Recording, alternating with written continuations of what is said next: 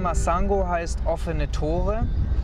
Was so wichtig ist an unserem Kindergarten, sage ich mal, ist, dass die Kinder schon von klein auf eine Art Sicherheit haben, eine Art Halt haben, was sie oft eben nicht haben, wenn sie auf der Straße sind, wenn sie nicht in den Kindergarten gehen.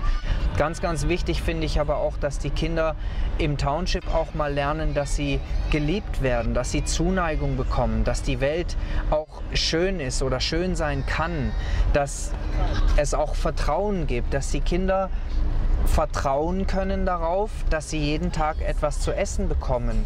Die Menschen leben, wie man es hier auch im Hintergrund jetzt schon sieht, viel eben in Blechhütten, in Holzhütten, die sie sich selber bauen.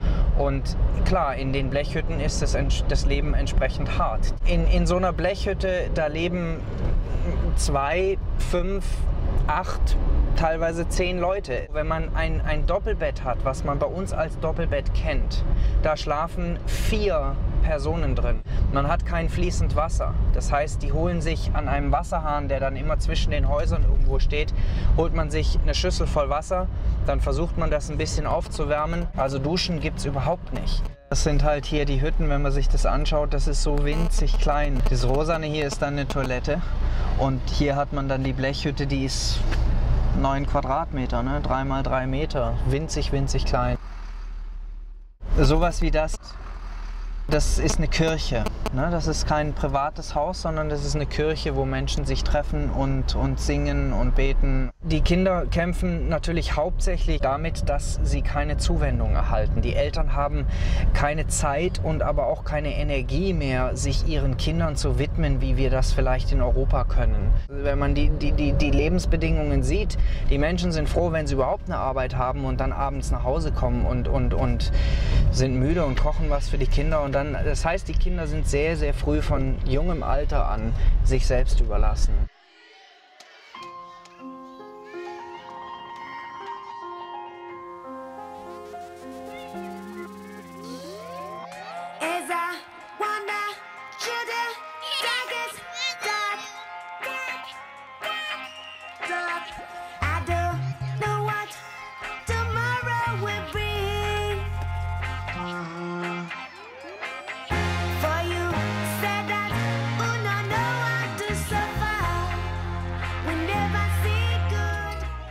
Masango has 3 different parts at the moment.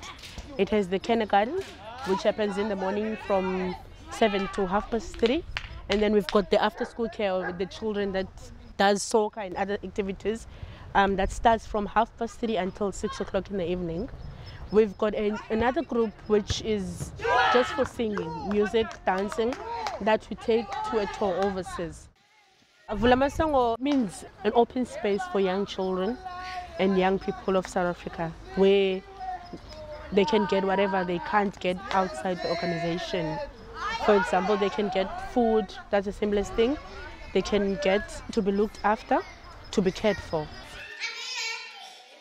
It's a home, it's a different home where children are allowed to expand, to grow, to think differently out of the box that they're coming from, where they can be free, they can share their problems, they can share their joys, they can be looked after. I mean, I don't know anyone who hasn't had anyone in their family around their surrounding either being stabbed or shot. It's like an everyday thing. I mean, being robbed of your cell phone. You can't walk in the townships with anything that you own. They grow up to having dreams, because they don't have dreams. When you know you can't get food for the next day, then you can't have a dream for the future. You just live for the day.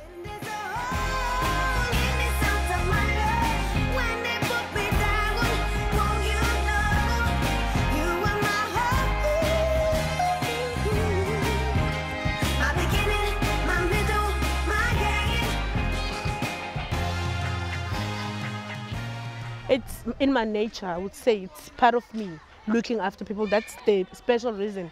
I'm able to look after children, and seeing them smiling, seeing them being looked after, seeing them happy makes me happy.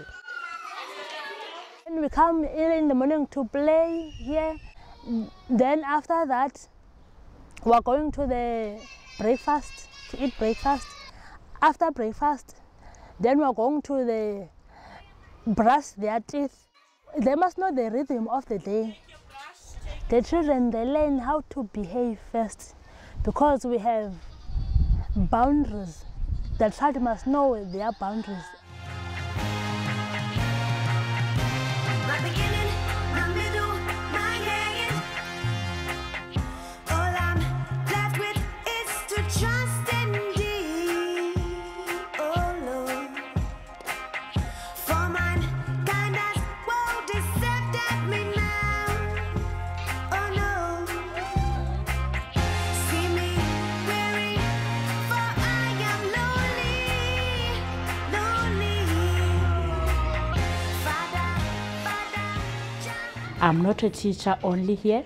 I'm a teacher, I'm a social worker, I'm a doctor, I'm a mother, so I'm everything here.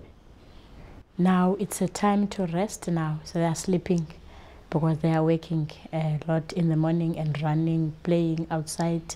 So now it's a time to the body must sleep and rest.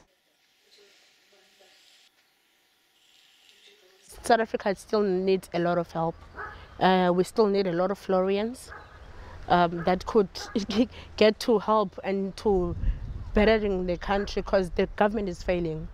I mean, our biggest problem in South Africa is uneducated people. Education is the list of things that the government thinks it's important. And a lot of our children, the schools that they go to are being vandalized. They look like prison. The children are beaten up in the class. So there's a lot of things are lacking in such an environment. So I think we need a lot of Florians that could help. Wir sind hier praktisch sozusagen am äußersten Rand von Kapstadt, wo Kapstadt wirklich aufhört. Und von hier aus sieht man wirklich bis hin zu dem Bergzug, wo man den Tafelberg auch von hinten sieht. Rechts daneben dieser spitze Berg, der Devil's Peak. Dahinter liegt das Stadtzentrum und dann an dem Bergzug entlang die weißen Wohnviertel bis zum Kap runter und von dem Bergzug bis hierher tatsächlich diese riesigen Townships. Dieses Township, wo wir jetzt hier sind, das ist ein Teil von Khayelitsha. Khayelitsha ist das größte Township in Kapstadt. Da leben alleine in diesem einen Township 1,6 Millionen Menschen. Das ist ungefähr 2 Kilometer breit und ungefähr 8 Kilometer lang. Ich habe ja selber so eine lange, schwierige Geschichte erlebt, dass ich eben mal einen Bürgerkrieg miterlebt habe, was heute Demokratische Republik Kongo ist, in Zaire. Und mir da ein kleiner schwarzer Junge damals das Leben gerettet hat. Und ohne diesen Jungen wäre ich eben heute nicht hier. Und das hat für mich eben die Entscheidung gebracht, dass ich Kindern, die von AIDS betroffen sind, die von Gewalt betroffen sind, die keine Eltern haben, die von Armut betroffen sind, dass ich denen irgendwie wieder eine Zukunft, ein Zuhause geben wollte. Und das ist auch diese Kraft, die in mir liegt, dass ich auch keine Angst habe vor Gewalt, vor was auch immer kommen möge. Ich habe ein festes Vertrauen, dass das, was ich mache, wichtig ist und richtig ist und dass das Schicksal mir auch helfen wird, irgendwie das hinzukriegen. Fast alle unsere Kinder kommen aus diesem einen Township hier, einfach weil wir, als wir das Projekt gegründet haben, hier durch die Straßenzüge gelaufen sind, gerade auch in den Straßenzügen, wo die Blechhütten sind, und gesagt haben, wir bieten ein Projekt an für Kinder, die auf der Straße sind, die sich keinen Kindergarten leisten können, sich keinen Kinderhort am Nachmittag leisten können, und für die haben wir das angeboten und dann war ruckzuck unser Projekt voll. Es ist wichtig für die Kinderhortkinder, dass sie nachmittags nicht dem ausgesetzt sind, was hier im Township oft passiert. Gewalt, Missbrauch, Alkohol, diese ganzen Dinge, die gibt es viel zu oft in den Townships. Und wenn die Kinder nicht irgendwo eingebunden sind in feste Programme, wo sie jeden Tag hingehen, dann kommt ganz schnell, werden sie diesen Dingen eben ausgesetzt.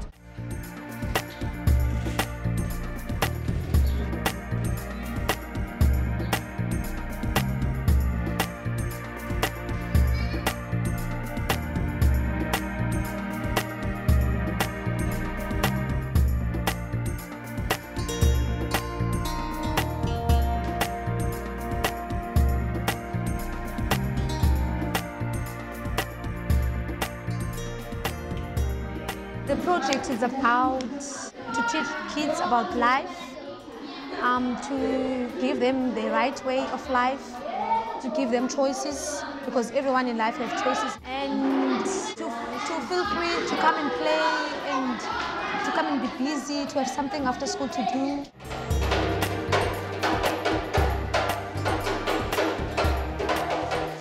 If you see us as a Vulamasango kids, some of us have changed. They have moved to their situation, which is from a bad situation to a good situation.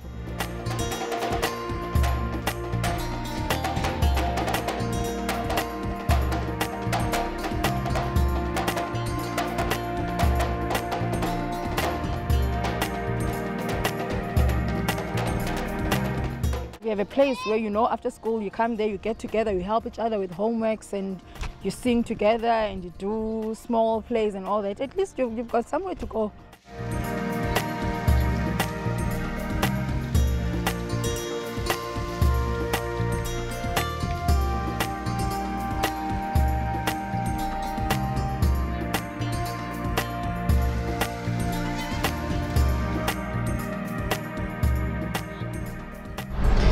Wir haben im Projekt außer den afrikanischen Mitarbeitern 3 deutsche Volontäre immer bei uns, die dann ein ganzes Jahr bei uns bleiben und mit uns arbeiten.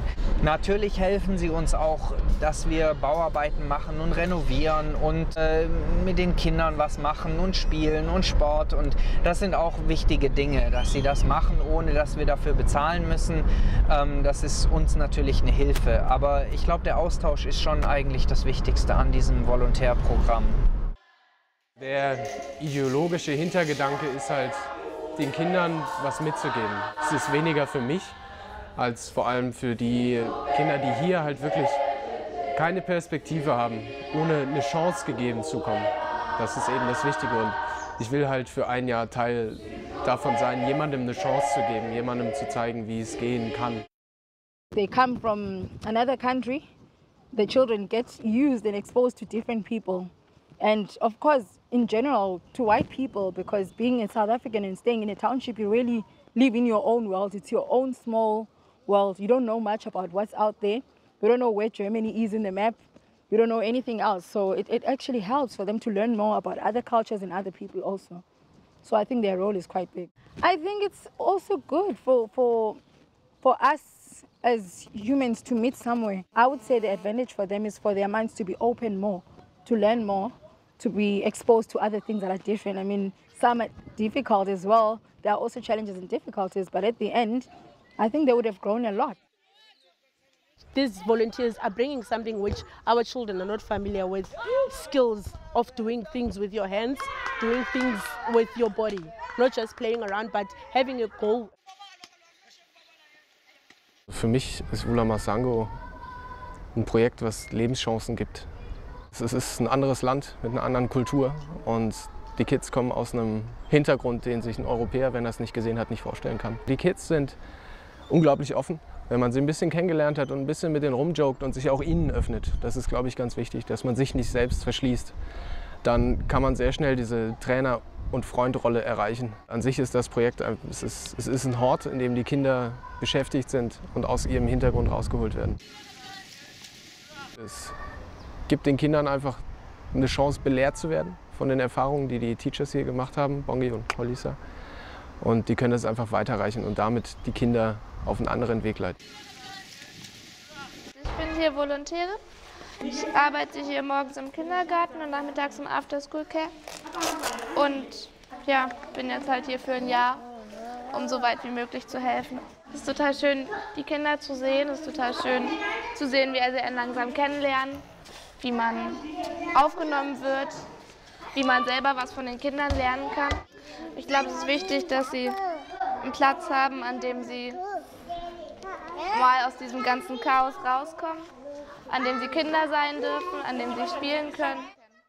Es gibt manchmal Momente, wo die Kinder einfach zu einem kommen und einfach nur Körpernähe wollen. Jemanden wollen, der sich um sie kümmert, der vielleicht mit ihnen spielt, der einfach irgendwie mal einen Moment da ist und Aufmerksamkeit hat und zeigt. Das finde ich ganz besonders schön. Du von der Manns. Okay. helfe eigentlich, wo ich kann sozusagen. Also wenn Aufgaben erledigt werden müssen, wenn irgendwie eingekauft werden muss, wenn jemand abgeholt werden muss. Heute mache ich eine alte Bank zu einer neuen Bank mit neuen Ideen. Wir haben kein Holz mehr für die Bank, beziehungsweise kein passendes Holz. Deshalb habe ich mir gedacht, dass ich mit dem großen Seil die Bank sozusagen flechte und damit eine gemütliche, bequeme Bank baue. Bei vielen Arbeitsprojekten haben wir das Problem, dass wir sozusagen etwas Angefangenes haben, aber es quasi so nicht zu Ende bauen können, weil einfach dazu Geldprobleme, also wir haben nicht das Geld dazu, dass wir dann kurz Neues kaufen können und das so fertig machen, wie es eigentlich sein sollte. Das andere Schöne daran ist, dass wir hier auf der Farm von dem alten Vorbesitzer noch viele Überreste haben, wie zum Beispiel ganz viele dieser Seile und auch altes Holz haben, was teilweise sehr verrottet ist. Die Herausforderungen sind einfach, sich immer die Gedanken darüber zu machen, wie bekomme ich jetzt das hin, was ich machen möchte, aber ohne Geld auszugeben, und muss halt immer versuchen, flexibel zu bleiben und mit allem zu arbeiten, was da ist, und mir halt dann quasi auch Gedanken darüber machen, wie kann ich es noch besser machen, obwohl immer noch kein Geld da ist. Das sind halt lauter so eine Sachen wie genau auch bei der Schaukel. Es ist alles gebaut aus alten Sachen, die hier liegen, und da ist nichts gekauft von, und es ist eine super schöne Schaukel geworden, die die Kinder lieben, und das ist, ja, das bringt mir auch riesig viel Spaß. Ich mache das ja, weil ich eigentlich einfach viel von der Welt sehen möchte und wollte. Es ist für mich sehr viel spannender und sehr viel interessanter und sehr viel vielfältiger, als in der Schule zu sitzen oder in der Ausbildung zu sitzen. Die werde ich natürlich auch noch machen, aber das nach diesem Jahr, wenn ich noch weiter Erfahrung gesammelt habe, wie man auch mit den verschiedenen Typen von Menschen umgeht und ja, einfach die Welt besser zu verstehen, Probleme besser zu verstehen. Mein Ziel ist es natürlich schon lange, dass wir endlich das Waisenhaus bauen, wo dann auch wirklich die Kinder wohnen können, die keine Eltern mehr haben, weil wir haben das viel zu oft, dass uns Kinder gebracht werden, die kein Zuhause mehr haben, wo wir nicht wissen, wo wir sie hintun können. Wir wollen ein Gesamtprojekt schaffen, wo eben Kinder nicht nur wohnen bis zum 20. Lebensjahr, sondern wo sie auch in dem Projekt schon eine Chance kriegen, eine Zukunft aufzubauen. Wir wollen im Projekt intern selber Kinder ausbilden im Bereich Garten, Holzwerkstatt, im Kinderpflegebereich. Also im Projekt selber intern kann es da Möglichkeiten geben. Hier wird gerade eine Musikveranstaltung gemacht. Das ist irgendwie so eine...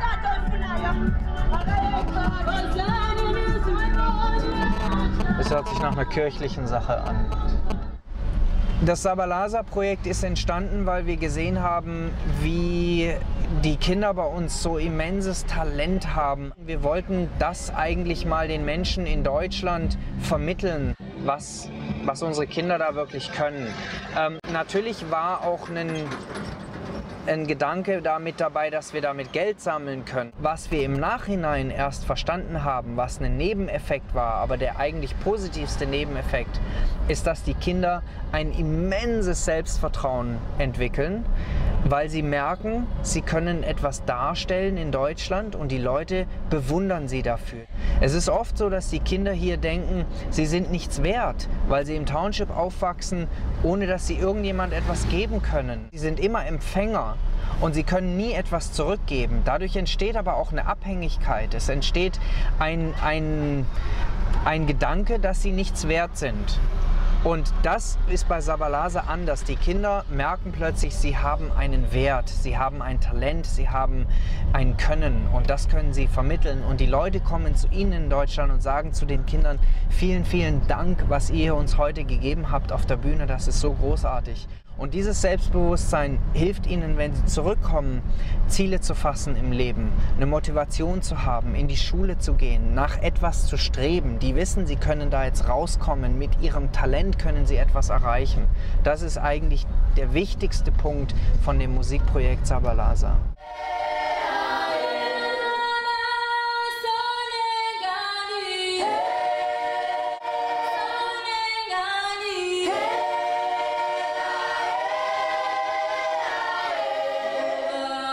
Sonen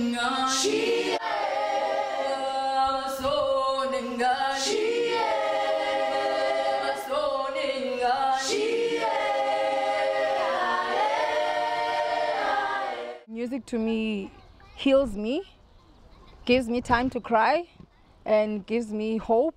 It does a lot of things to me. So I love to be part of a group that can share music and laugh with music and play with music and cry at the same time. So that's where my heart is at the moment, and the whole energy is in it. It means it's a place that's open for children, and it's here to simply help the children to have a better future. I think we do need places like this because they are a place of safety for children, where you really look after a child and a child's development, and just try to get to have a way to make a better future for that child. You have moments where people, when they are singing, or the children when they sing, they cry into songs, and so when you finally see them perform somewhere, you are happy, you are amazed about also the growth, the process, the whole thing, and you know the deep part of it and the playful parts of it and all the jokes that came with the song and all that. So for me, it's always different kinds of emotions that I feel.